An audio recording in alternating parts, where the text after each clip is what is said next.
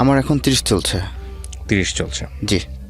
বলেন আপনার গল্প যেখান থেকে আপনার বলতে ইচ্ছে করে। তার আগে আপনি একটু বলেন আপনার জন্ম জেলা কোথায়? আমার জন্ম জেলা হচ্ছে গোপালগঞ্জ, টুঙ্গিপাড়াতে। আচ্ছা। আর ছোটোবেলা থেকে আসলে আমার খুব সুন্দর একটা মানে পারিবারিক সম্পর্ক। আর বাবাও একা ছিল, দাদার ছেলে, আমিও আমার বাবার একা ছেলে ছিলাম। তো খুব সুন্দর যাচ্ছে। আপনার সকালবেলা ভোরবেলা উঠে স্কুলে যাচ্ছি বা মক্তবে যাচ্ছি। দাদা কি করতো, আপনার যে খেজুরের যে চাল দিয়ে গুড় দিয়ে একটা লাড়ু বানাইতো না, জি। পরে ওইটা আর কি আমি খাওয়াইতো বা দাদা কোলে করে নিয়ে বাজারে ঘুরতো। তো হঠাৎ করে আসলে এখান থেকে একটু মানে আমার দাদা মানে একদিন হঠাৎ অসুস্থ হয়ে পড়ে। তা আমরা হচ্ছে একটু এক কোথায় যেন যাচ্ছিলাম, এটা হচ্ছে 98 বা 97 হবে। আচ্ছা। তখন আমার বোন হচ্ছে 3 মাস বয়স। আমার বোনের মানে এই গল্পগুলো আপনার সব শোনা না, আমার প্র্যাকটিক্যালি নিজের দেখা। বয়স কত তখন আপনার? 7 কি 8 বছর। 7 থেকে 8 বছর নিজের চোখে দেখেছেন? জি। বাবা কি করতেন এই সময়তে আপনার? বাবা হচ্ছে ওই সময় দোকানদারি করতো, এখনো করে ওটা। আচ্ছা, ঠিক আছে। তারপর দাদা কি করলো, বড় একটা প্লেটে সকালবেলা আপনার দুধ আর হচ্ছে গুড় দিয়ে কলা দিয়ে ভাত মাখায় খাওয়াই দিল আমাকে। তো আমরা একটু কোথায় যেন যাচ্ছি, যাওয়ার পরে দেখি যে হঠাৎ করে মানে আমার এক চাচা মানে মানে 4 ঘন্টা পরে আমাদেরকে নিতে আসছে। পরে মানে আম্মু জিজ্ঞেস করলো যে কি হয়েছে, কয় না তোমরা এখনই আসো। পরে দাদা আমাদের খাওয়ায় ঘুমাইছিল, ওই ঘুমের থেকে আর উঠেনি, ওইখানেই মারা যায়। তো এখানে মারা যায় মানে আপনার চোখের সামনেই ঘটনা ঘটে? হ্যাঁ হ্যাঁ, হঠাৎ করে। সে 5 ওয়াক্ত নামাজ পড়তো, অনেক লম্বা ছিল, একটা কোনো তার কোনো অসুখ ছিল না, কিচ্ছু ছিল না। মানে ঘুমাইছে, সকালবেলা আমাকে খাওয়া দাওয়া দিয়ে সেও মানে কাজ ছিল না, ওই ঘুমের ভিতরে মারা গেছে। তারপর হচ্ছে দাদা যখন মারাগুলো মাটি দিল, মাটি দেওয়ার পরে একটু একটু করে দেখি যে মা বাবার সাথে একটু ঝগড়া লাগে এটা নিয়ে। একটু জানে যে আমার বাবার নাকি কারোর সাথে সম্পর্ক না কি ছিল। থাকার পরে ওখান থেকে আমার মা রাগ হয়ে চলে আসে। চলে আসলে পরে আমার চাচা, আমার মানে পলিটিক্যাল ফ্যামিলি, তো আমার চাচা ছিল তখনকার আর কি চেয়ারম্যান ছিল ওখানকার, মানে আমার বাবার হচ্ছে চাচার ছেলে, আপন চাচা তো ভাই আর কি। তো উনি আসছে মিটানোর জন্য। আর তারপর পরে আমার মামারা ছিল, বলছে না যেহেতু সে এই কাজ করছে তাকে আর দেওয়া হবে না। জি। যদি সে সংশোধন হইতে পারে একবারে ক্লিয়ার হয়ে, তাহলে সে আসুক, সমস্যা নেই। মানে আমার বাবার কথা বলছে। তো সে সংশোধন করতে পারে নাই, তা সেই মহিলাকে বিয়ে করে জেদের বসতে। ওকে। তো সেখান থেকে আর কি মানে তখন তো একটু একটু বুঝি মানে কে কি বলছে না বলছে। পরে ওখান থেকে চলে আমরা আবার হচ্ছে কি আমার দাদা বাড়ি নানা বাড়ি হচ্ছে আপনার 5 মিনিট ডিস্টেন্স। তো ওখান থেকে চলে আসার পরে আমার মা ওখানে যায় না। তারপরে হচ্ছে আমরা নানা বাড়িতে থাকি। জি। ওখানে থেকে মোরগঞ্জে পড়াশোনায় কোনো মতে একটু। আপনার বাবা তখন কোথায়? বাবা হচ্ছে আমাদের ওখানেই। কিন্তু আপনি নানা বাড়িতে কেন থাকছেন আপনারা? ওই যে মা যেতে দিচ্ছে না। সেটা ঠিক আছে, এবার নানা বাড়িতে যাওয়ার প্রয়োজন হলো কি? বাবার একটা বিয়ে করেছে কারণে? জি। ওকে। তো বিয়ে করার কারণে এটা ব্যাপারে জানতেন না, হুট করে একদিন এই ঘটনা ফ্ল্যাশ হয়েছে। হ্যাঁ। তো বাবা কি বলেছে, কেন বিয়ে করেছে? এটা তার কোনো আর কি ব্যাখ্যা নাই। তো আপনাদের ঘরে মানে আপনার মায়ের ঘরে আপনারা কয় ভাই বোন ছিলেন? আমরা 2 ভাই বোন ছিলাম, এক বোন এক ভাই। ওকে। তারপর ওখান থেকে বাবা কৃষি কাজ করতো, মানে ব্যবসা করতো? বাবা হচ্ছে ব্যবসা করতো, এখনো ওটা করে। ব্যবসা করেন? জি। মানে ব্যবসা বলতে কি ধরনের ব্যবসা? আপনার মুদি আইটেম। ওকে। তো ওখান থেকে আসার পরে এই স্কুলে আসছি। তারপরে এর ভিতরে আবার একটা অ্যাক্সিডেন্ট হয়ে গেল। আমার 3 মামা, তো 3 মামার মধ্যে ছোটজন বিয়ে করেনি। আচ্ছা। বিয়ে করেনি, তো ওনার সঙ্গে আর কি আমার মা থাকতো। আচ্ছা। আমার মা, আমার নানু, তখন আমার নানা ছিল না আর কি, আমার নানা মারা গেছে। আচ্ছা। তো ওনার সঙ্গে থাকতে এখন আমার মামা বিয়ে করবে, এখন মেয়ে দেখতেছে এখানে সেখানে। পরে আমার মা আর হচ্ছে আমার যে সবার বড় যে মামা, উনি গেছে দেখে টেকে পছন্দ করে নিয়ে আসছে আমাদের পাশেরই এলাকার একটা মেয়ে। পরে ওনাকে, এটা হচ্ছে 2005-এর ঘটনা। আচ্ছা। তো ওনাকে যখন নিয়ে আসছে বিয়েটা করলো, এর ভিতরে আমার মার সঙ্গে আর মামার সঙ্গে লেগে গেল ঝগড়া টগড়া। মানে নানার বাড়িতে অবস্থা খারাপ? হ্যাঁ, এখানে অবস্থা খারাপ। পরে ওখান থেকে একটু এমন অবস্থা হয়েছে যে মামা আমাদেরকে থাকতে দিবে না, এই অবস্থা। ওকে। পরে ওখানে সবাই ছিল, আমাদের মানে দাদারও মানে চাচারা ছিল, মামারা ছিল, আরও যারা আছে মায়ের চাচাতো ভাই যারা আছে, তারা বলে যে সে তো এই বাড়ির মেয়ে, আর তো সেই জায়গারই বউ, তো Right. তাকে তো এখান থেকে খেদানোর কোনো প্রশ্ন ওঠে না। তোমাকে সে কোলে পিঠে করে মানুষ করছে, হুম আর মা আমাকে ছোটকে বলতেছে। আচ্ছা পরে উনি কান্নাকাটি করলো, মা যেহেতু বের হয়ে গেছে। হুম পরে আমার বড় মামার ঘরে আমরা কয়েকজন থাকলাম প্রায় 3 মাসের মতো। হুম তারপর হচ্ছে উনি কী করলো, ওই কিছু টাকা পয়সা দিল, দেওয়ার পরে ঘরটা তোলার পরে গার্মেন্টসের যে মেশিন, তারপর হচ্ছে মুরগি, এগুলো কিনে টিনে দিল। দেওয়ার পরে আপনার মা একটু স্বাভাবিক হয়, হুম তো এগুলো দিয়ে আমাদেরকে চালাইতো। পরে আমার খালাকে বললো যে আমি পারতেছি না, তাহলে তুমি রুবেলকে নিয়ে যাও। পরে আমার খালা কি বললো যে হ্যাঁ, খালা বললো যে ও তো ছোট মানুষ, কিভাবে থাকবে ঢাকায়। হ্যাঁ, এটা তারপর চলে আসলাম। চলে আসার পরে ভাল লাগতো না, খারাপ লাগতো এটা সেটা। পরে খালা কি করতো, নিজে ভাত খাওয়াই দিত হাতে মাখায়। পরে আপনার মা তখন কোথায়? মা তখন টুঙ্গিপাড়ায়, টুঙ্গিপাড়াতে। আপনি খালার বাসা তখন কোথায়? ধানমন্ডিতে, এখনো ওখানে। মানে আপনি তখন ঢাকাতে চলে আসছেন? জি। আচ্ছা, তারপর? তো আসার পরে খালা বই নিয়ে পড়াইতো, এটা সেটা করতো। তারপরে ওখান থেকে একটু মানে যখন বোঝা শুরু করলাম, বিভিন্ন জায়গায় খালা পাঠাইতো, পরিচিত করতো, সবাইকে বলতো যে এটা আমার ছেলে, যে এ আমার পালক ছেলে, সবাইকে বলতো। তার পরিচিত পলিটিক্যাল যারা ছিল জি, সবাই চিনতো আর কি, এক নামে সবাই আমাকে। আচ্ছা। তো ওই পরিস্থিতিতে আসলে একটা পর্যায়ে আমি নিজের মানে মানুষ দেখে আমাকে শুধু দেখলে সালাম দেয়, হ্যাঁ, ওই এলাকায়। পরে সৎভাবে আমার খালা বললো যে তাহলে এক কাজ কর, দেখ কিছু তোর তো এখন মানুষজন পরিচিত হয়েছে, এলাকায় চিনে, এত বছরের এলাকায়। ফার্স্ট টাইমে হচ্ছে আমার খালা একটা গাড়ি কিনে, তো ওই গাড়িটা মেনটেন্যান্স করতাম আমি একদম ফার্স্টে। এটা হচ্ছে 11তে। তখন আপনি কিসে পড়তেন, কোন ক্লাসে পড়তেন? তখন আমি পড়াশোনা করি না। ছেড়ে দিয়েছেন? জি। কোন ক্লাস পর্যন্ত পড়ে ছেড়ে আমি দিয়েছেন? 8 পর্যন্ত। ওকে, তারপর? তারপর আমি খালা যখন মেনটেন্যান্স করতে দিল, দেওয়ার পরে আস্তে আস্তে করে একটু একটু করে সবার সঙ্গে পরিচিত হলো। এর ভিতরে একটা লোকের মাধ্যমে মিডিয়াতে পরিচিত হলো। তো এফডিসিতে ওখানে আস্তে আস্তে করে একটা আমার ড্রাইভারের মাধ্যমে ড্রাইভারকে বলতাম যে তুমি যেখানে যাবা ডিউটিতে, ওইখানে আর যে গাড়িগুলো থাকবে, ওই গাড়িগুলোর ড্রাইভারের নাম্বারগুলো তুমি সংগ্রহ করবা। মানে কারণটা কি? কারণটা হচ্ছে ওই গাড়িগুলো আমি এনে যাতে ভাড়া দিতে পারি, ডাইরেক্টলি আর কি একটা কোম্পানি খুলতে পারি, রেন্টে কার। মানে রেন্টে কারের বিজনেস করবেন, এই প্ল্যানটা মাথায় হ্যাঁ। ছিল? আচ্ছা। তো আস্তে আস্তে করে একটু একটু করে গোছাচ্ছিলাম। তো গোছাতে এর ভিতরে একটা আমি 11 শেষের দিকে হঠাৎ একটা কাজ হয়। কাজটা হচ্ছে আমাদের পলিটিক্যাল কাজ আর কি। পরে ওই কাজটা হওয়ার পরে বিগ একটা অ্যামাউন্ট পাই। আমার খালা তো খুশি, যাক আমার জীবনের প্রথম একটা, তাও টাকা পাইলো, অনেক বড় একটা টাকা। কত টাকা আনুমানিক? এটা হচ্ছে 11 লাখ টাকা। আচ্ছা। তারপর আমি কি করলাম খুশিতে, এই টাকাটা কিসের ছিল? রেন্টে কারের বিজনেস করেছিল নাকি কোনো পলিটিক্যালি ব্যাপার? পলিটিক্যাল ব্যাপার ছিল। ওকে, জি।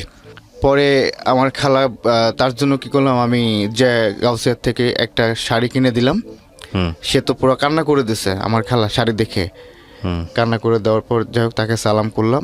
পরে বললো যে এখন ব্যবসা শিখছো, বুঝো, জানো, তাহলে তুমি এবার একটা গাড়ি কিনে দাও, মানে গাড়ি কিনে দিই, সেটা নিয়ে তুমি ব্যবসা করো নিজের মতো।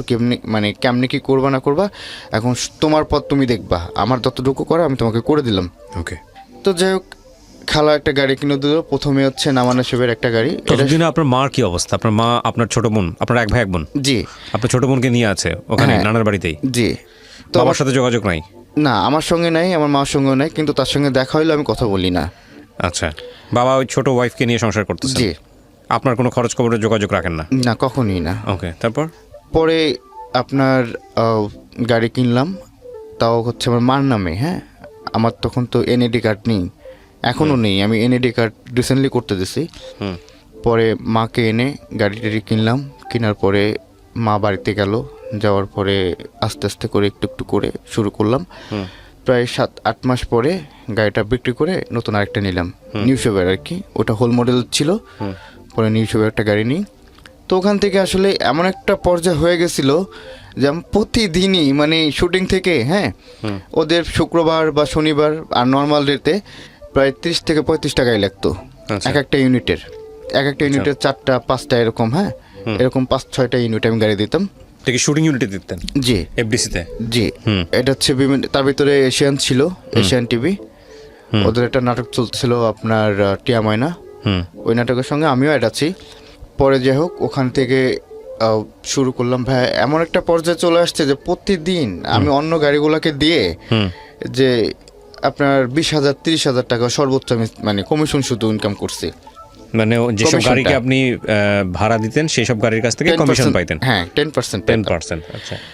নিজেরটা তো বাদই, পরে দেখি যে ব্যাপক টাকা। আর এখানে ঘুম হইতো না, সারা রাত সারা দিন আপনার শুধু ফোনের উপর কথা বলতে হতো। আচ্ছা। গাড়ি কখন গেছে কিনা আপনার ক্লায়েন্টে কমপ্লেন করতো, ড্রাইভারে কমপ্লেন করতো, এত দূর কেন গেছে, এত দূর কেন আসছে, ভাড়া দিতে হবে। এটা নিয়ে সারাদিন আর কি, সারা রাত যাইতো এভাবে, ঘুমাইতে 5টা 6টা, আবার 12টার পর থেকে কল শুরু হইতো, আর সে রাত্রে 2টা 2:30 পর্যন্ত এরকম হইতো। কল চলতে থাকতো। জি, যাই হোক ওখান থেকে খুব সুন্দরভাবে চলছে। তার আগে আমি যেটা নিয়ে আমার গল্প, 2007-এর দিকে জি। তখন আমার খালার বাসায় আমি আপনার বিজনেস শুরু কত সালে? বিজনেস 11-তে। আচ্ছা, আপনি একটু পিছনে ফিরে যাচ্ছেন তাহলে। জি, 2007-এ। হ্যাঁ, তারপর হচ্ছে একটা মেয়ের সঙ্গে, মানে আমার খালার বাসার ঠিক উল্টা সাইডে, আমার খালাদের সাথে সম্পর্ক খুব ভালো। তো ওখানে আমিও যাই, আমার খালার ছেলে রিশাদ ও যায়, পরে একসাথে দুজনে খেলাধুলা করি বা গেম খেলি বা লুডো এই ইত্যাদি খেলা হইতো। তো ওই মেয়েটা আসতো, ওদের আত্মীয় ছিল। তো আসার পরে ওখান থেকে ওর সঙ্গে খুব ভালো একটা সম্পর্ক হয়, ফ্রেন্ডলি। তো এরকম দেখা সাক্ষাৎ, ও দেখি আসতো শুধুমাত্র আপনার শুক্রবারে আসতো, ও পড়াশোনা করতো স্কলাস্টিকায়। তো শুক্রবার আসতো, ওখান থেকে আসার পরে এখন আমাদের যখন একটু ক্লোজ হয়ে গেছে আমরা, তখন ও ক্লাস শেষ করে কী করতো, সরাসরি বাসায় না যে ওইখানে চলে আসতো। যাই হোক ওখান থেকে আসার পরে একটু একটু করে কথা হতো। এখন দেখি আলাদা আলাদা করে আমাকে ডাকছে, যে কেমন যেন একটা থাকে না, কিছু মানে কিছু বলবে বা এরকম একটা এরকম। যাই হোক পরে বলতেছে যে চলো আমরা কোথাও লেকে যাই ঘুরতে। হ্যাঁ, পরে আমার খালার ছেলেকে বলো তানজিৎ চলো যাই, ওরা আবার একসঙ্গে পড়ে। পরে বলে যে তানজিৎ চলো লেকে ঘুরে আসি রুবেলকে নিয়ে। হ্যাঁ, পরে বলো যে তোমরা যাও তাহলে আমি থাকি, তোমরা ঘুরে টুরে আসো। তো আমরা লেকে যেতাম রবীন্দ্র সরোবরে, ওখান থেকে ঘুরে টুরে, তারপর আবার কোচিং ছিল 6টায়, ওখানে কোচিংয়ে চলে যেত। তারপর ওকে কোচিং থেকে বিদায় দেওয়ার পর বাসায় চলে যেত। তারপর লাস্টের দিকে আপনার একটা কী করলো, একদিন হঠাৎ করে, আমি সংকেত দিয়ে বলছি, পরে আমাকে ডাক দিল সন্ধ্যা 7টার দিকে, কোচিং শেষ করে এসে 7টার দিকে। আমি তখন হচ্ছে ইবনে সিনার ওখানে দাঁড়ানো। পরে আমাকে ফোন দিল যে তুমি একটু এদিকে আসো। তো গেলাম, বলছে তোমার সঙ্গে আমার ইমার্জেন্সি কথা। কি কথা, এমন কি কথা? পরে বললো যে আচ্ছা তোমাকে মানে আমাকে তোমার কেমন লাগে? আমি হাসা দিলাম যে এটা কেমন, তুমি ফ্রেন্ড, স্বাভাবিক, মানে ভালো লাগতেই পারে। আর ভালো লাগা খারাপ লাগা কয় না, এ ভালো লাগে ওই ভালো লাগে না, তোমার কাছে কেমন লাগে সেটা বলো। আমি ভালো। যা এটা শুনে চলে গেল। ওর ড্রাইভার আবার এই জিনিসটা দেখছে, দেখার পরে যা ওর মাকে বলছে কিনা জানি না, পরে বলতেছে 3-4 দিন আসা অফ ছিল। আসা অফ থাকার পরে হঠাৎ করে দেখেছিলাম কী হয়েছে, কী সমস্যা, কয় না ড্রাইভার মানে আম্মুকে কি বলছে। পরে আম্মুকে বলছে আমার মানে ওরা হচ্ছে আমাদের স্কুলের ফ্রেন্ড। যাক ওখান থেকে কেটে কুটে গেল। এরপরে কেউ কিছু জানে না ছেনে না, তো দুজনের একটা সম্পর্ক হলো। হওয়ার পরে এখন আর ওই বাসায় আসে না, এখন জাস্ট ফোন দিবে, দেওয়ার পরে ওর সঙ্গে দেখা করতাম।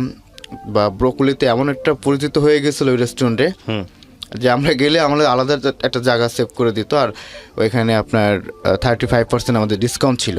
ওকে, একটা কার্ডই করে দিছে আলাদা। এখন রেস্টুরেন্টটা নাই, ধানমন্ডির ভিতরে সবচেয়ে পুরনো রেস্টুরেন্ট ব্রকুলার হচ্ছে ভূত।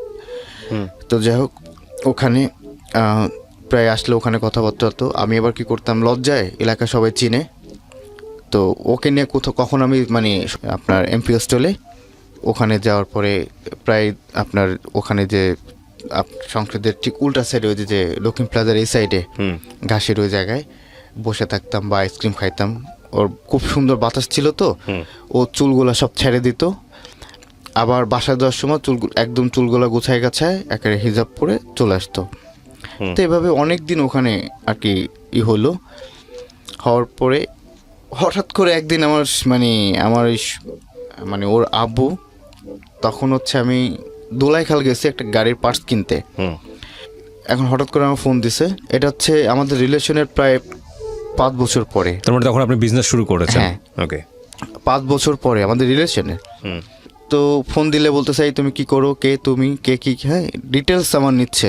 হুম নেওয়ার পরে আমার খালাকে বলে, খালাকে বলার পরে খালা তো চেতে চেতে ফায়ার হয়ে যায়। সে খুব রাগী মানুষ, আবার খুব ভালো মানুষ। পরে মামাকে বললো, আমাকে কিচ্ছু বলে নেই, হ্যাঁ চিল্লাচিল্লি করলো। মামা আসছে, হুম আসে বলতেছে এই দেখো এ করছে, এই ব্যাপার, এই ঘটনা। এর ভিতরে নাম বলছি না, আকিসের একটা এমডি, হুম হুম ওনার মেয়েও ওর সঙ্গে পড়তো। তো ও বলতেছে যে ও খুব ভালো করে চিনতো, জানতো। হুম পরে ও আসে আবার সাক্ষী দিচ্ছে, হ্যাঁ যে ওর সঙ্গে এরকম একটা সম্পর্ক। হ্যাঁ পরে একটা বিশাল আকারে একটা হট্টগোল লেগে গেল, হুম মানসম্মানের ব্যাপার। যাই হোক, পরে ওখানে আমার খালা মামা ওনারা বোঝাইলো, বোঝানোর পরে বলে তো দেখো, আমি একটা জিনিস সবাইকে গেলাম, এত কিছুর পরেও হুম আমার খালা মামা আমাকে কিচ্ছু বলে নেই। হুম বলে নাই বলতে এমনি ধমকাইছে, গালাগালি করছে বা এটা করছে, কিন্তু গায়ে হাত তুলে নেই। বা ঠান্ডা মাথায় ভোরবেলা মামা ঘুম থেকে উঠতো, হুম পরে ভোরবেলা আমারে যে উঠাইতো, উঠায় মানে মামা নিজে চা বানাইতো, হুম চা বানায় পরে খাইতাম দুজন একসাথে। পরে ঠান্ডা মাথায় সকালবেলা আমাকে বোঝায় বলতো যে এইভাবে না, এভাবে করে না, মানুষ মান সম্মান এটা একটা বিষয়। তো ওর খালা এখন পলিটিক্সে ঢুকছে, তারপরে ওরা হচ্ছে অন্য দল, মানে একটা দলের ছেলে হয়ে আরেকটা দলের ছেলে, মানে এর সঙ্গে। তারপরে এটা জানাজানি হলে তো খুব খারাপ হবে। পরে বলছে যে তাহলে এটা তুমি এখান থেকে একদম সরে, আমি তোকে রুবেল সত্যি কথা বলছি, একদম সরে তো ভালো হবে। মামা বলল অনেক, আসলে মানে একটা জিনিস তো হঠাৎ করে ভোলা যায় না। এখন কি করব, এখন মামার কথাও ফেলতে পারতেছেন, ওইটাও ফেলতে পারছি না। তো যাই হোক, আমি আমার মতো করে গোপনে, সবাই জানে যে আমার সাথে ওর সাথে কোনো সম্পর্ক নাই। আর ওর ফোন সিজ করার পরে আমি ওকে একটা ফোন দিই, ওর সেই কলেজে যে, ও তখন নওসাদে পড়ে, হুম নওসাদে যে আমি গেটের কাছে দাঁড়ায় থাকি, যাই ওর কাছে একটা ফোন, আপনার হাত ফোন যেটাকে বলে, বা তখন ফার্স্ট টাইম আসছে, হুম ওইটা দিই। দেওয়ার পরে ওইভাবে আস্তে আস্তে কথা হতো। পরে আপনার লাস্টের দিকে আমার মামা ওনারা একদিন সকালবেলা ফোন দিচ্ছে, ভোরবেলা। ও পড়াশোনা কতদূর পর্যন্ত করেছিল? আমার যে গার্লফ্রেন্ড, হুম ও হচ্ছে মাস্টার্স কমপ্লিট করেছে। আপনার এডুকেশন কোয়ালিফিকেশন সম্পর্কে সে জানতো? এভরিথিং, সব কিছু জানতো, জেনেও আপনাকে সে একদম সব কিছু। আচ্ছা। আমি ওর কাছে কোনো কিছু লুকাইনি, ও দেখতেছে, জানতেছে সব কিছু। মানে ওর একটা কথা হচ্ছে কি, তুমি তো মানুষ, আচ্ছা, তুমি তো অন্য কিছু না। এই যে আপনারা যে পার্টি বাইরে বসতেন বা গিফট টিপ দিতেন, এগুলোর এক্সপেন্স কে দিত? ওই দিত না আপনি দিতেন? না, আমিই দিতাম অনেক সময়, আর ফার্স্ট টাইমে ও দিত। আচ্ছা, ওকে। যখন আমি টাকা, বিজনেস করা শুরু করলাম, আয় করা শুরু করলাম, খুব স্বাভাবিকভাবে তখন আপনি, ঠিক হ্যাঁ, আছে, ওকে। তো এগুলো সব আমি খরচ করতাম। এর ভিতরে সিলেট গেলাম, হুম তারপর হচ্ছে কক্সবাজার গেলাম, এটা একদিনে সম্ভব। তারপর হচ্ছে আপনার ওখান থেকে যেখানে যাইতো সেখানে আমি নিয়ে যেতাম। এর ভিতরে সাফারি পার্কে একবার গেলাম, ওখানে একটা অ্যাক্সিডেন্ট হয়েছিল, যাই হোক সেখান থেকে কাটায় নিয়ে আসছি। হুম যাই হোক পরে আসছি, আসার পরে হঠাৎ করে একদিন সকালবেলা ভোরবেলা আমি ঘুম, তা আমার ফোন হচ্ছে আমি ড্রয়িং রুমে রেখে গেছি। ড্রয়িং রুমে রেখে যাওয়ার পরে এখনও ফোন বাজতেছে, আমি তো ঘুম। তো এটা হচ্ছে 16-র দিকে, জি, সরি 15-র দিকে, 15-র শেষের দিকে। হুম তারপর মামা ওই ফোনটা রিসিভ করছে, এতবার দেখে হুম রিসিভ করলে মামা মানে কোনো কথা বলে নেই, চুপ করেছিল। যাই হোক মামা আমাকে আর কিছু বলেনি। পরে সকাল আমি যখন ঘুম থেকে উঠি, ওঠার পরে ওকে ব্যাক করি, তো বলো যে ফোন ধরে সকালবেলা কথা বলো নাই কেন?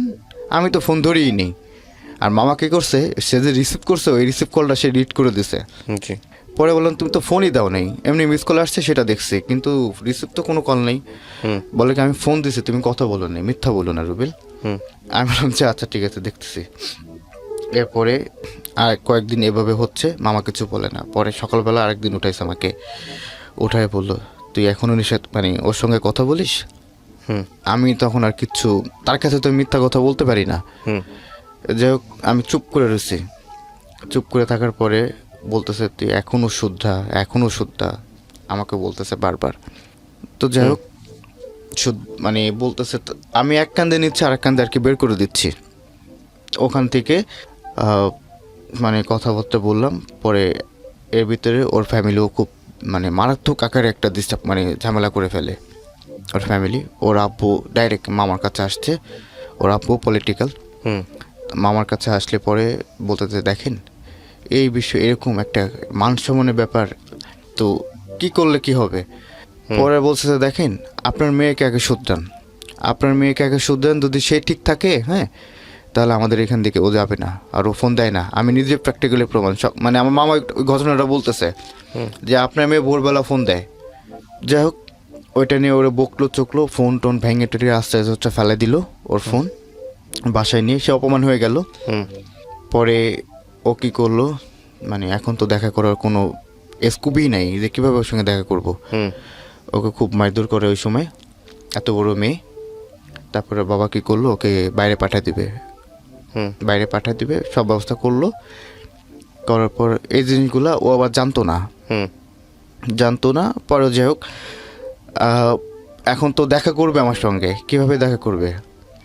পরে ওই একটা মেয়ের মাধ্যমে, তো যে আর কি বলছিল যে ও সাক্ষী দিয়েছিল, হ্যাঁ জি, উনি বলছে যে তাহলে ওর ওর কথা বলে পরে দেখা করতে আসছে। ওর বাসা আবার ধানমন্ডি 11 নম্বর, হ্যাঁ তাকু মসজিদের ওখানে। পরে ওইখানে আসছে, আসার পরে আমার খালা আবার এটা জানে, খালা জানে। তো বলছে যে এটাই মনে হয় লাস্ট দেখা। পরে আমি কি করলাম, 32-এর যে গোল চক্করটা আছে না এক্সারসাইজের জায়গাটা, জি, ওখানে যে দাঁড়ালাম। বিশ্বাস করবেন না ভাইয়া, ওই তেঁতুল গাছের গোড়ায় আমি দাঁড়ানো, ও সবার সামনে এসে আমার পুরো জড়ায় ধরলো, জড়ায় ধরে হাউমাউ করে কান্না করে দিল। আমার খালা যায়, মানে আমার খালা যে আমার পিছনে আসছে এটা আমি আর দেখিনি। আমার খালা যে ওর একটা দিল চর। কেন আসছো? হ্যাঁ, তারপর আমারও চর দিল একটা। এই জীবনে প্রথম আর কি আমার খালা গায়ে হাত দেয়। তো যাই হোক আমার খালা কিচ্ছু বলে না। আমার খালা বললো বাসায়, ঠিক আস্তে করে চটটা দিয়ে তার মুখ পুরা কালো হয়ে গেছে। পরে মানে সে নিজেই অনুতপ্ত হয়ে গেছে যে কি মানে কি একটা ঘটনা, মানুষজন তাকাই রয়েছে, মানুষের মনে ব্যাপার। তাছাড়া হচ্ছে পাবলিক প্লেস এটা। হ্যাঁ রাইট। পরে উল্টা সাইডে লোকজন তাকে চিনে, সবাই চিনে, সে মুখোশ পরে আসছে। সে তাড়াতাড়ি করে আমার বললো যে বাসায়। তো বাসায় নেয়নি। তারপর তার একটা কাজ ছিল ইমার্জেন্সি। পরে আমি তো ওর থেকে আসতে চাচ্ছি না, স্বাভাবিক বিষয়। পরে খালা কী করলো, তখন বাসায় না নিয়ে তার যে কাজ ছিল একটা, সে তখন আপনার মনুজান সুপেনে বাসায় গেলাম, ওই নানির বাসায়। নানির বাসায় যাওয়ার পরে আমার তোপখানা তখন মন্ত্রীপাড়া, ওখানে যে বসছি। খালা যে ওইখানে থুয়ে দিয়ে গেছে আমাকে, হ্যাঁ আমার দেখি যে খালা 3 ঘন্টা 11টা বেগেছে রাত, আসে না, ফোন দিলে ফোন ধরতেছে না। পরে মনুদান আন্টির বোন আছে, চাচাতো বোন, ওনাদের সাথে মুড়ি মাখায় টাকায় খাইলাম একসঙ্গে। পরে দেখি 12টার দিকে আসছে। এর ভিতরে ওদের সাথে সম্পূর্ণভাবে যোগাযোগ বন্ধ। যাওয়ার পরে আমি কি করলাম যে একটা নাম্বার দিয়ে, হ্যাঁ পরে ওর বাসার কাজের মেয়ের ফোন থেকে একটা ফোন দিয়েছিল।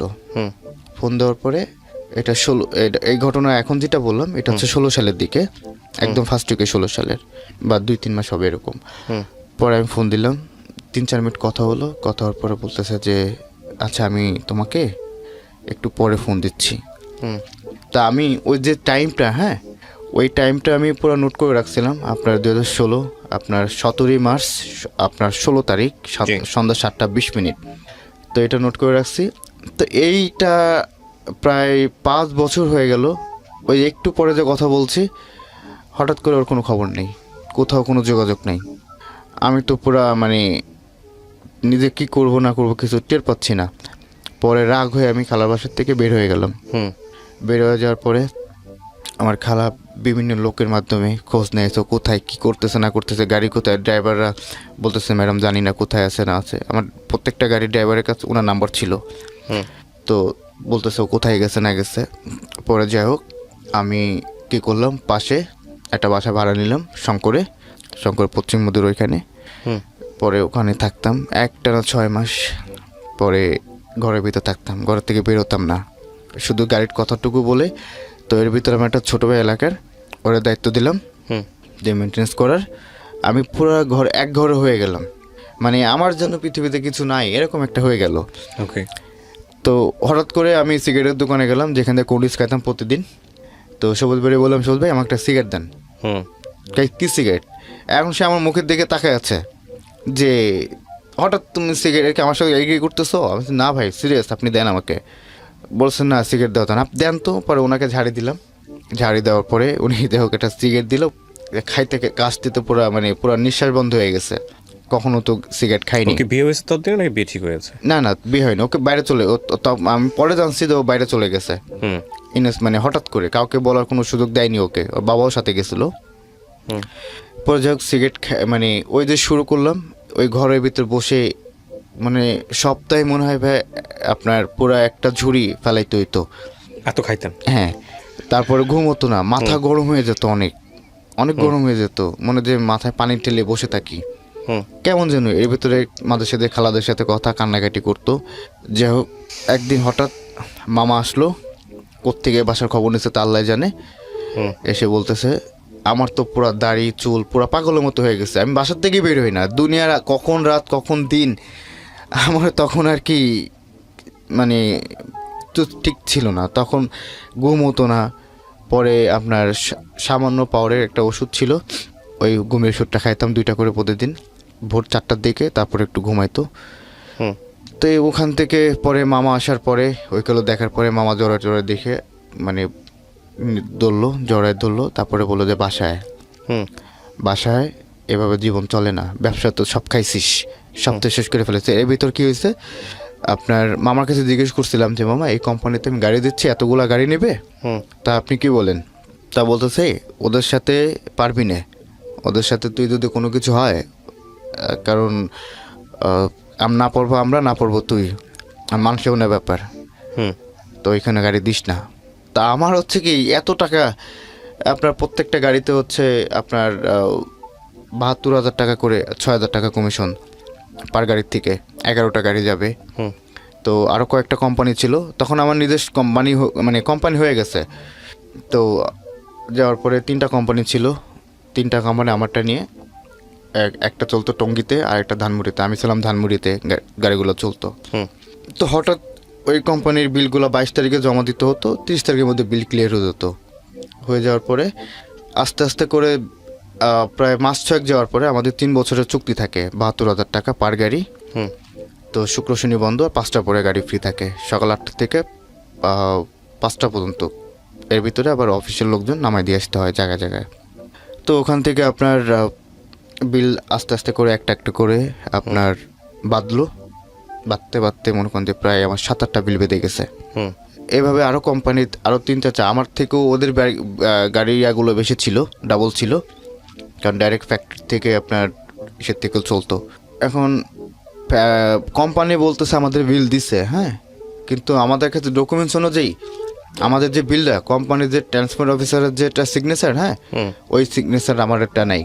আচ্ছা নাই, এটা নিয়ে পরে অনেক দৌড়াদৌড়ি করলাম, অনেক ডিফারেন্স করলাম। এখন হঠাৎ করে ওই লোক উধাও, মামা তখন মানে পুরো আমার দিকে ক্ষেপ্ত যে কী করলাম আমি, তার কথা শুনলাম না। যাই হোক পরে মামা বললো যে যা করছো করছো, এখন কি করবা বলো, সব তো শেষ করছো, যেরকম উঠছিল সেরকম পড়ে গেলা।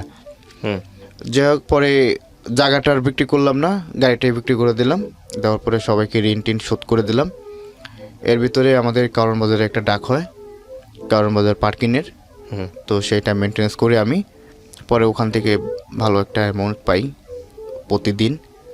আর সিটি কর্পোরেশন থেকে ডাক না ওইটা, পরে ওইটা মেনটেন্যান্স করতে থাকার পরে আপনার হঠাৎ করে আমি বাড়িতে যাই। আর সাধারণত আমি সামাজিক কোনো অনুষ্ঠানে আমি যাইতাম না, কেমন দিন একঘরে হয়ে গেছিলাম, মানে রোগা টাইপের, মানে যে থাকে না, মানে যে কী জন্য বলো ওইটাকে, যাই হোক আপনার একঘরের মতো হয়ে যাওয়ার। তুমি কি আপনার ফার্স্ট যিনি গার্লফ্রেন্ড ছিলেন ওনার কি বিয়ে হয়ে গেছে?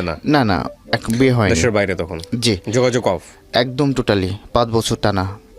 পরে আপনার বাড়িতে গেলাম, বাড়িতে যাওয়ার পরে এটা হচ্ছে ঈদের 3 দিন পরে, সাধারণ বাড়িতে আমি কখনো যাই না, আর গেলেও মনে করেন মাকে দেখে মাসখানিকের মধ্যে মাকে দেখে চলে আসতাম।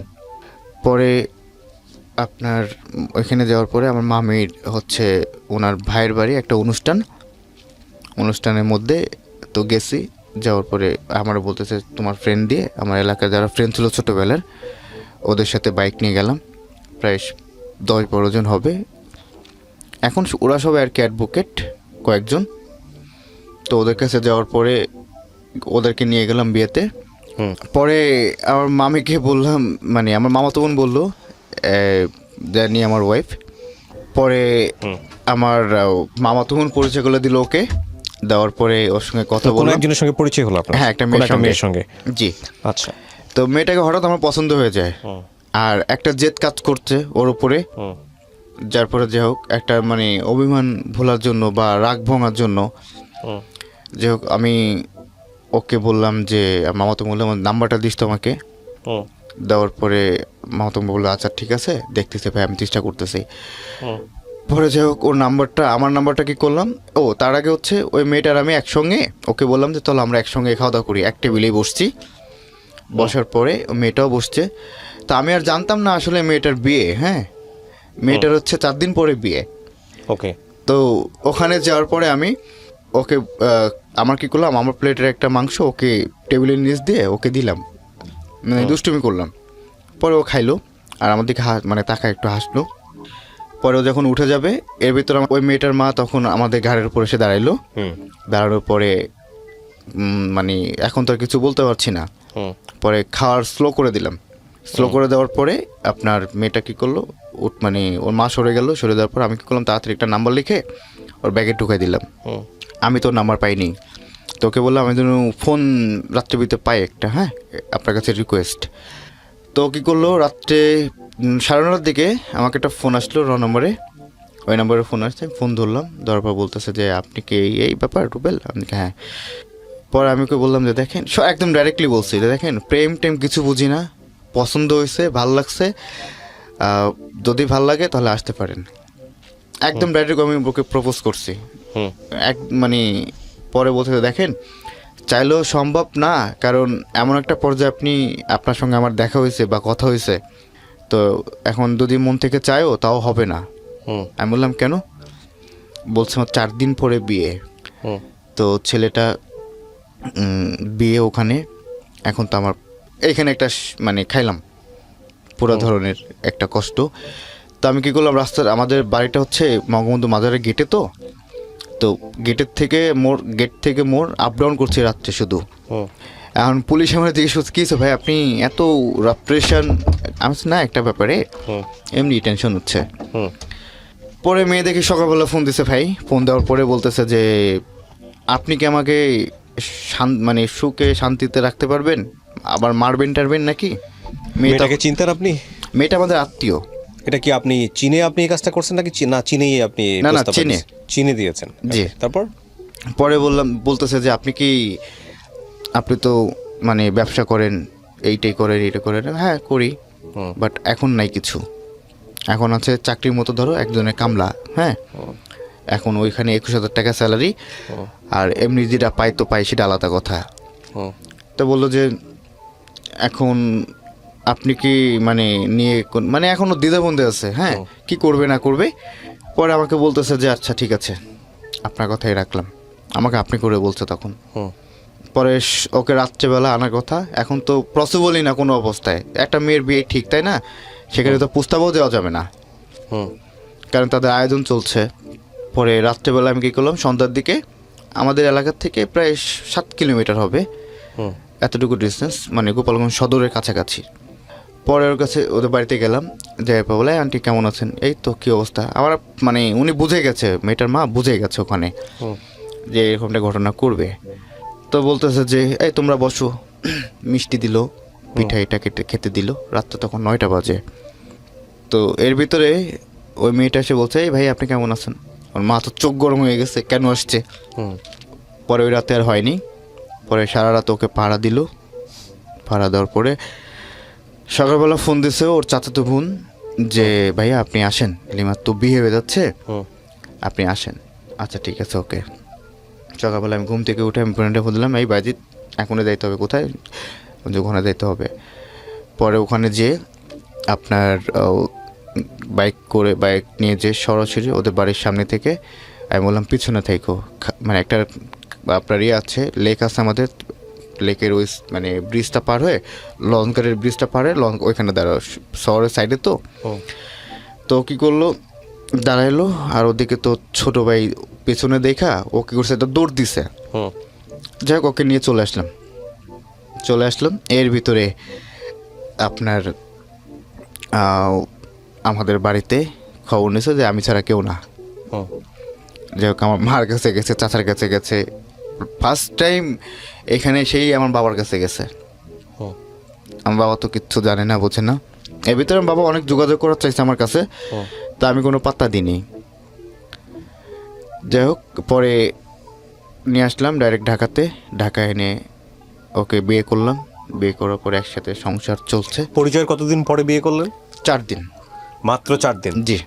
একটা ইমেজিং একটা ঘটনা, বাংলা সিনেমা এটা হার মানাবে যে গল্পটা। তো ওকে বিয়ে করলাম, বিয়ে করার পরে সুন্দর মতো চলার পরে ওখানে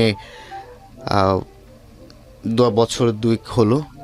তো আমাদের এর ভিতরে বাচ্চা নেওয়ার অনেক চেষ্টা করলাম, তো কোনো সমস্যা মানে কারোর কোনো সমস্যা নেই। তো এই খুব প্রবলেম হচ্ছে।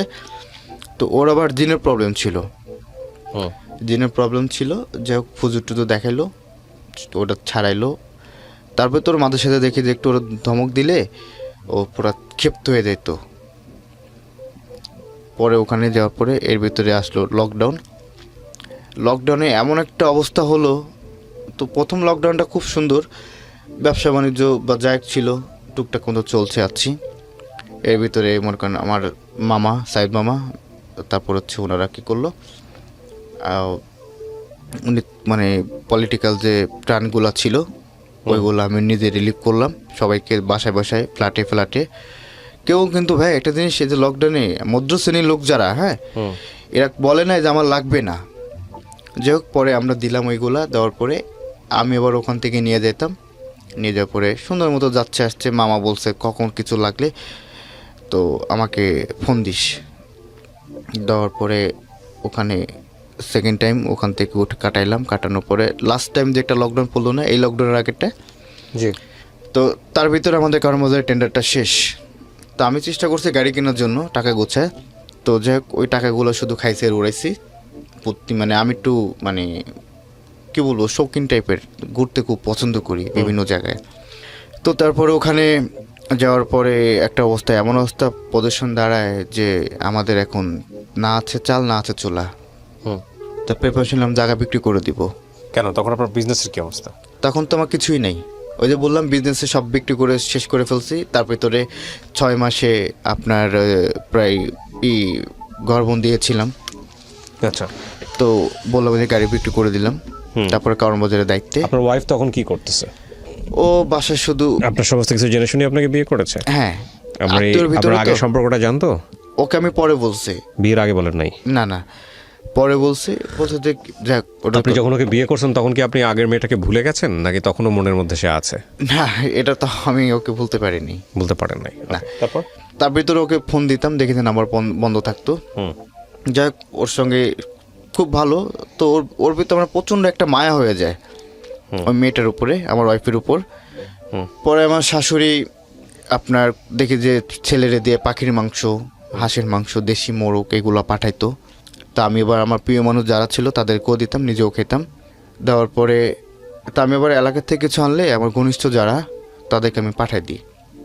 লাস্ট লকডাউনে এমন একটা পজিশন দাঁড়ায় যে ভাই, এমন জায়গা তৈরি হয়েছে আমার যে মানুষের কোথাও আর মানে এমন একটা চাওয়ার মতো মুখ আমার নাই।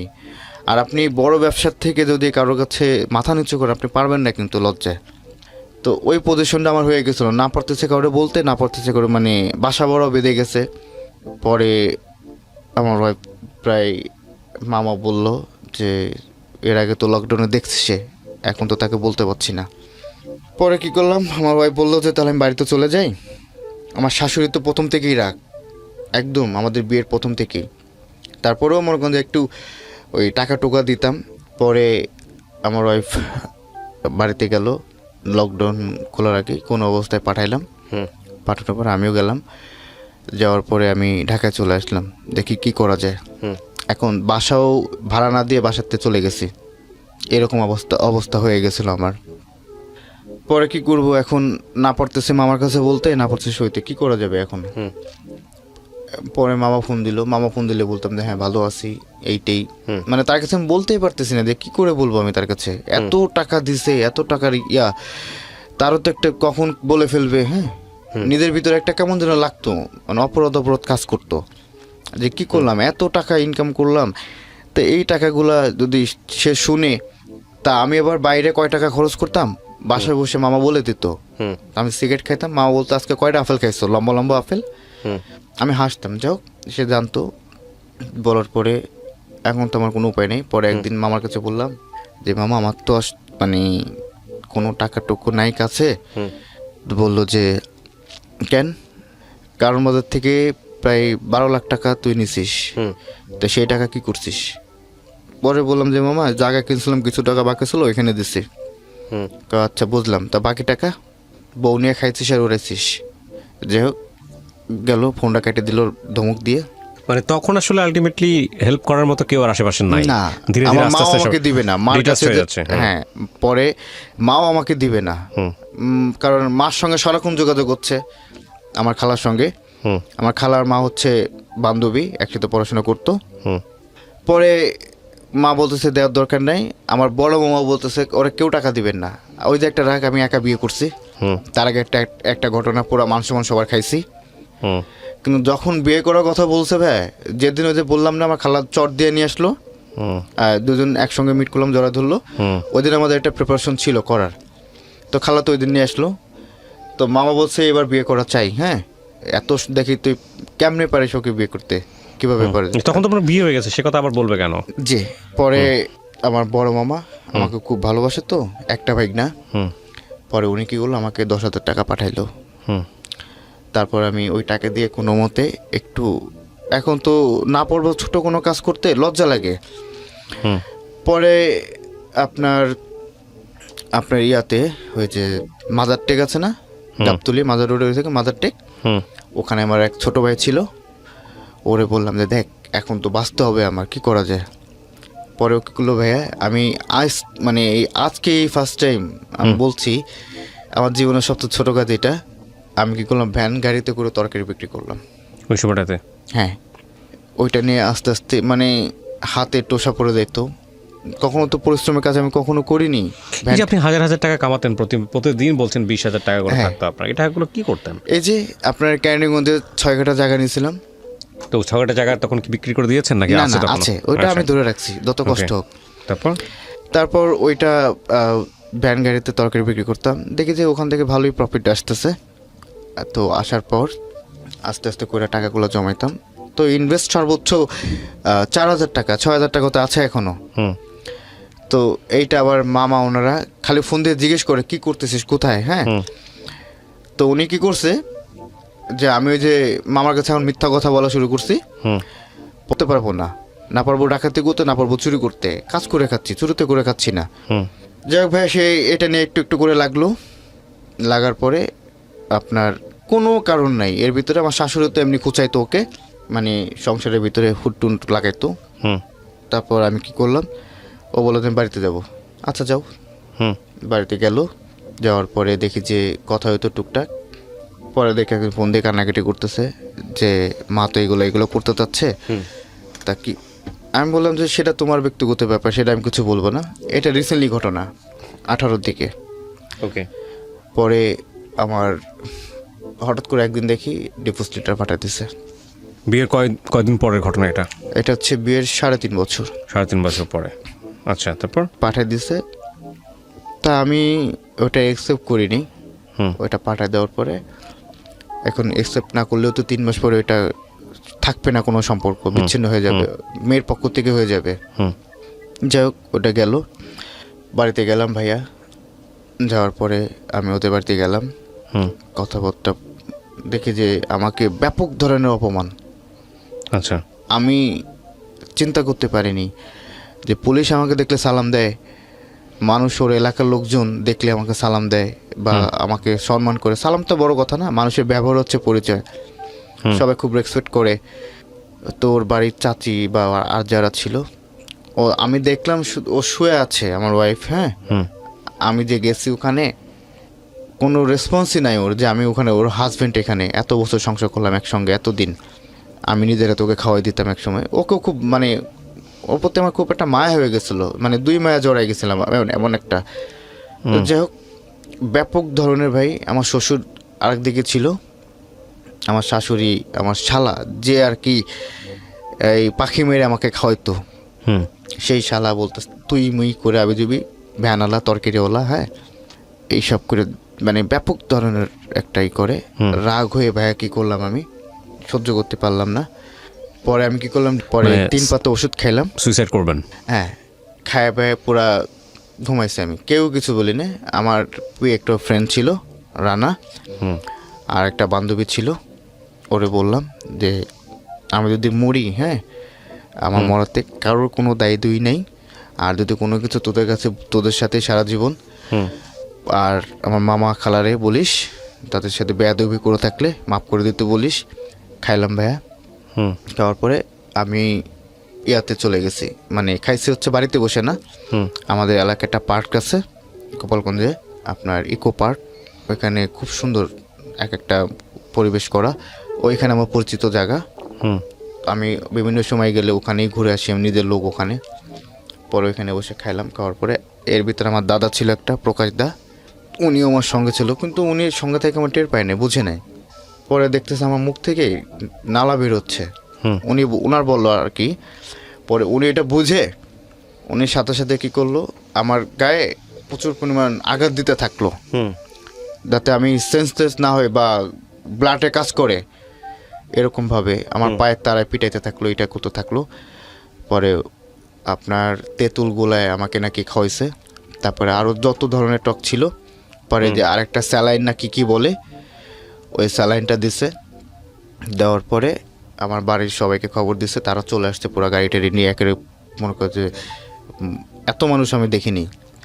তো চিন্তা করলাম যে তাহলে মানুষ আমাকে এত ভালোবাসে এখনও, তাহলে এত বড় বিপদে আমার কেউ আসলো না। যাই হোক, পরে আমি ওখান থেকে আসার পরে আমি নাকি হাতে স্যালাইন দিতে, স্যালাইন ট্যালাইন সব খুলে ফেলছি, আমি কিচ্ছু বলতে পারি না, আমি নাকি এগুলো করছি। তারপরে সেন্স ফিরছে 3 দিন পরে, কিন্তু আমি যে একটা মানুষ, হ্যাঁ আমার কাছে আমি নাকি পাগলের মতো উল্টা পাল্টা অনেক কিছু বলছি। তো বলার পরে সবাই মানে ভাবতেছে কি রে, পাগল হয়ে গেল নাকি, মানে আমি যে সেন্স ফিরছে আমি নিজে বলতে পারি না। তো ওই দিনে কোনো ঘটনা আমার মনে নেই, জাস্ট একটা ঘটনাই মনে আছে, যে আমার মা আমাকে খাবার খাওয়াই দিচ্ছে রাত্রেবেলা। তো ওই টাইমটাতে মানে একটু রাত্রেবেলা কথাটা, পরে আমি নাকি সবার সামনে সিগারেটও খাইছি ভাই, সবাই তো পুরা মানে হতভঙ্গ। খাওয়ার পরে এখন ওইখান থেকে একটু সুস্থ হইলাম, স্বাভাবিক হইলাম। একটানা নাকি আমি 4-5 দিন খালি ঘুমাচ্ছি, শুধু ঘুমাচ্ছি ওখানে। যাই হোক, স্বাভাবিক হইলাম, হওয়ার পরে আমি ঢাকা চলে আসলাম। ঢাকায় চলে আসতে একা ছাড়ে নাই, 3 মামাও ছিল। একদম ডাইরেক্ট সাইদুমার কথা যে ওকে তোরা সঙ্গে করে নিয়ে। তো চলে আসলাম, চলে এসে আস্তে আস্তে করে সেই সাবেক জায়গায় মামা ঠিকঠাক করে দিল। তো বললো যে জীবনে কষ্ট কি জিনিস, জীবনে যে এত টাকা উড়াইছিস, এইখানে গেছিস এইখানে গেছিস, টাকা মনে করে সবসময় লাখ টাকা পকেটে নিয়ে ঘুরে বেড়াচ্ছিস, টাকার মানে মজাটা কি বুঝছিস? তো মামা আমাকে ধরে ধরে পুরা মানে কান্না করে দিল সবার সামনে। আমার 3 মামাও ছিল, উনি কিন্তু আমার আপন মামা না। কান্না করে দিল, আমিও কান্না করলাম। কান্না করার পরে বললো যে যা শুরু কর, আবার আগের মতো ব্যবসা শুরু কর, কিন্তু এবার আমি যা বলবো সেই অনুযায়ী চলতে হবে, আমার বাইরে যেতে পারবে না তুমি। যাই হোক, ওনার কথা মতো এখন পর্যন্ত। ডিভোর্স হয়েছে আপনার কত সালে? ডিভোর্স হচ্ছে আপনার এই যে 19 সাল প্রথম দিকে। এরপরে কি আপনার আগের যে সম্পর্ক ছিল যে মেয়েটি, তার সঙ্গে আপনার কথা হয়েছে বা সে কি এসছে, সে কি জানে আপনার জীবন সম্পর্কে? সে জানছে, সে নাকি আমার খবর নিচ্ছে আরেকজনের কাছ থেকে, ওই মেয়েটার কাছ থেকে, যে আমি নাকি বিয়ে করছি। তো সেটা নিয়ে নাকি সে ব্যাপক ধরনের আঘাত পায়। তা আমার কথা হচ্ছে, তুমি যে কোথায় গেছো বা কোনো জায়গায় যাবা, এতদিন খবর নাই, অ্যাটলিস্ট আমাকে তো বলে দেওয়া উচিত ছিল। আমি আছি বা কোথাও আছি বা কোন জায়গায়। ঠিক আছে, আপনার যুক্তি, আপনার জায়গাতে অবশ্যই লজিক আছে, তো আমি তার ওকে জায়গা দোষ থেকে দিব লজিক না। আছে না, আর- ডেফিনেটলি দোষ গুণের প্রশ্ন ইটস আ ফ্যাক্ট, এটা আপনার লাইফের ঘটনাগুলো, এগুলো এভাবে ঘটেছে। তো এই ঘটনাগুলো আপনি বর্তমানে কি করছেন? এখনো কি রেন্টে কারের বিজনেস করছেন? এখন ভাই আমি একটা গাড়ি কিনছি, একটা ওইটাও পলিটিক্যাল থেকে একটা টাকা আসছে, ওইটার থেকে কিনছি। আপনার নাম আছে এই ক্যারাভ্যান নিশানের 15 সিটের হাইক্স, ওইটা এখন ভাড়া চলতেছে ওটা আইলোতে। দিয়ে বিজনেস করে চালাচ্ছেন? হ্যাঁ, আইলোতে চলছে। আর একটা গাড়ি কিনছি আপনার ব্যাংক লোন, সেটা হচ্ছে আপনার এই যে নিটল টাটা 7 টনি গাড়ি, আপনার এই যে আইসারের ট্রাক মতন আর কি, খোলা গাড়িটা। আচ্ছা, তো আমি আপনাকে কয়েকটা কোশ্চেন করি। প্রথম কোশ্চেন হচ্ছে, গল্পটা বললেন কেন? বলার কারণ হচ্ছে কি, ছোটবেলা থেকে একজনের কাছে বড়, তো একটা ছেলে যদি সে কষ্ট করে বা সে যদি সৎভাবে থাকে, অবশ্যই তার ভালো একটা কিছু হবে। সে যদি, এই যে আমি যদি এখন তাদের কথা না শুনতাম বা উল্টা লাইনে চলে যেতাম, তাহলে তো আজকে আমার এই পজিশনে থাকার কথা ছিল না। আপনার জীবনে যতটুকু ক্ষতি হয়েছে, সেই ক্ষতির জায়গাটা যদি আমি একেবারেই আমি আমার নির্দিষ্ট জীবন করি, জি, তাহলে সেই ক্ষতির কারণটা কি, মানে আপনি কি আইডেন্টিফাই করতে পারেন? ক্ষতির কারণটা হচ্ছে আমার বাবা। ঠিক আছে, কিন্তু ওই রকম আমি পরিবারে কিন্তু বড় হয়েও প্রায় 97 থেকে এই যে আজকে 2021 লাস্টের দিক, আমি আমার বাবাকে বাবা বলি না। না, সেটা অন্য হিসাব। দেখেন, এইরকম পরিবারে বড় হয়েও জীবনে আইকনের পর্যায়ে পৌঁছে যায় এরকম অনেক মানুষ আছে, আছে না? এর চেয়েও খারাপ মানুষ আছে, এর চেয়েও খারাপ পরিবেশে বড় হয়। জি, আমি আপনার লাইফটাকে এভাবে মূল্যায়ন করতে বলবো যে আপনি যেভাবেই বড় হন না কেন, আপনার লাইফে গোল্ডেন কিছু চান্স আসছিল, যেমন আপনার খালা। এখনো আছে। তারপরে আপনি বিজনেস করে ওই সময়টাতে লাখপতি এবং সম্ভাবনা ছিল কোটিপতি হয়ে যাওয়ার, অ্যাটলিস্ট হয়ে গেছিলাম। কাছাকাছি চলে গিয়েছে। জি, তাহলে এত একটা স্টাবলিশ পর্যায়ে যাওয়ার পরেও আপনার যে ধস নামলো, সেই ধসের জায়গাটা মূলত একটাই, আমি যদি বলি, সেটা হচ্ছে সম্পর্ক তৈরির জায়গাটা। এবং যে মানুষটাকে আপনি জীবনে জড়াবেন, যাকে বিয়ে করেছেন কিংবা আপনি যার সঙ্গে প্রেম করেছেন, এই জায়গাগুলোতে আপনার বুঝে ওঠার একটা বড় ধরনের ভুল ছিল। এবং সেই ভুলের জায়গাটা আমি যদি নিরূপণ করি খুব মোটা দাগে, সবাই আপনাকে একই কথা বলবে, সেটা হচ্ছে এগুলো সিনেমাতেই সত্য, বাস্তবে যে হয় না তা না, বাট এক্সেপশন কখনো এক্সাম্পল না। মানে সামর্থ্য অনুযায়ী সংসার করা উচিত।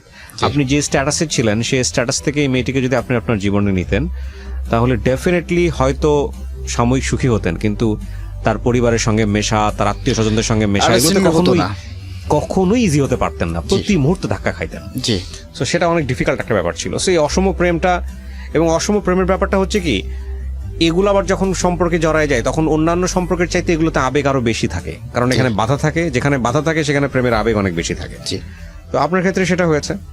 আর দ্বিতীয়ত, আমার মনে হয় যে দ্বিতীয় যে সম্পর্কটা মাত্র 4 দিনের মধ্যে এই যে বিয়ের জায়গায় চলে যাওয়াটা, এটা একটা বড় ধরনের ভুল ছিল। জি। তো এখন কি পরবর্তীতে এরকম ভুল করার সম্ভাবনা আছে নাকি কি চিন্তা ভাবনা করছেন? এখন আর সেরকম কিছু নেই। এখন একটাই আল্লাহর কাছে চাই, আমার এর ভিতরে সুইসাইড করার চেষ্টা করলাম, ওই যে বললাম। এখন আমার মা আছে আর বোন আছে, আর সবচেয়ে বেশি আমি আমার খালা সাইদ মামা, তো তাদের জন্য আজকে আমি এই পর্যন্ত আসছি। আপনাকে আমি একটা কথা বলি, এই কথাটা আপনি যদি মনে রাখেন সারা জীবন, মানে যেটা আমিও প্র্যাকটিস করি ব্যক্তিগতভাবে, আমি আপনাকে অ্যাডভাইস দিচ্ছি না, ভাই হিসেবে বলতেছি, সেটা হলো মানুষের জীবনের কিছু উদ্দেশ্য আছে। হ্যাঁ, আপনি যদি বিলিভার হন, বিলিভার বলতে যেটা বোঝাচ্ছে, আপনি যদি ধার্মিক হন, আপনি যদি সৃষ্টিতে বিশ্বাস করেন যে না একজন সৃষ্টিকর্তা আছেন, আপনি যে ধর্মের অনুসারী হন না কেন, তাহলে সেই ধর্মকর্ম করাটা, এটা হচ্ছে উত্তম পথ। নাম্বার 1, আপনি জীবনের অনেক উদ্দেশ্য খুঁজে পাবেন। নাম্বার 2, সেটা হচ্ছে আপনি যেই পরিবারেই বড় হন না কেন, যেভাবেই বড় হন না কেন, আপনার কিছু প্রিয় মানুষ আছে, এবং সেটা যে মানুষের ধর্ম আছে তারও আছে, যে মানুষের ধর্ম নাই তারও আছে।